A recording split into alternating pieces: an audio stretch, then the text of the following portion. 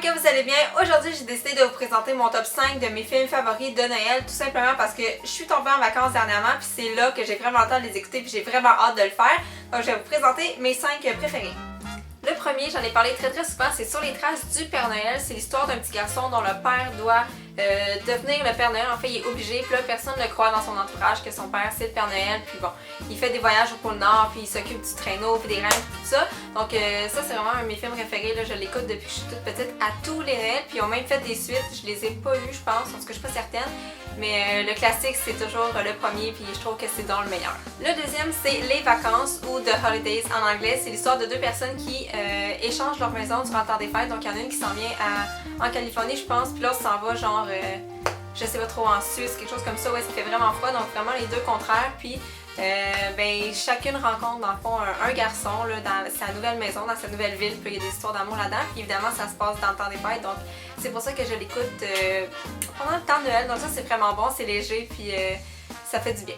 Le troisième, c'est Nez Rouge, un film québécois avec Patrick Huard, si je me trompe pas.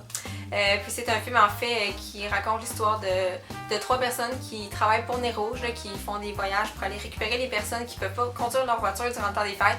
Puis là ben il se passe une histoire d'amour là-dedans. Puis en tout cas c'est vraiment le fun parce que c'est québécois, fait que ça vient de chez nous, ça c'est le fun de voir des films qui viennent d'ici. Donc si jamais vous l'avez jamais vu, allez louer, là, c'est vraiment super bon. Le quatrième et avant-dernier, c'est Le Sapin à des boules, un film vraiment, comment je pourrais dire ça, un peu niaiseux, un peu stupide, drôle en même temps. C'est l'histoire d'une famille pas mal dysfonctionnelle là, qui fête Noël, puis il y a toutes sortes d'histoires qui se passent là-dedans. Là, ils commencent par acheter un sapin, ils vont le couper eux-mêmes dans la forêt, puis ils arrivent à la maison, puis il est vraiment trop gros pour la vie. Fait que c'est tout le temps des niaiseries, puis c'est rien qui peut vraiment se passer dans la vraie vie, mais bon, on embarque, puis c'est drôle, puis on dirait qu'on l'écoute à chaque année parce qu'il passe à la télévision. Donc ça, c'est un film qui est drôle, là, qui est léger. Si vous n'avez pas envie de quelque chose de trop lourd, ben vous allez rire avec ce film-là, là, c'est assuré. Mon dernier film favori de Noël, c'est Four Christmases ou 4 Noëls en français, je crois. C'est avec Reese Witherspoon. C'est l'histoire d'un couple qui doit jongler entre les différents parties de Noël parce que de nos jours, il y a beaucoup de familles qui sont séparées, donc chacun a des parents séparés, donc 2 parties chacun, fait que ça fait 4 parties, puis ça tombe tout le temps en même temps, fait qu'on les voit un peu essayer de s'organiser avec ça, puis être présent à chaque partie, même si ça fonctionne pas tout le temps dans l'horaire, donc ça c'est vraiment drôle, puis c'est le fun à écouter dans le temps des fêtes.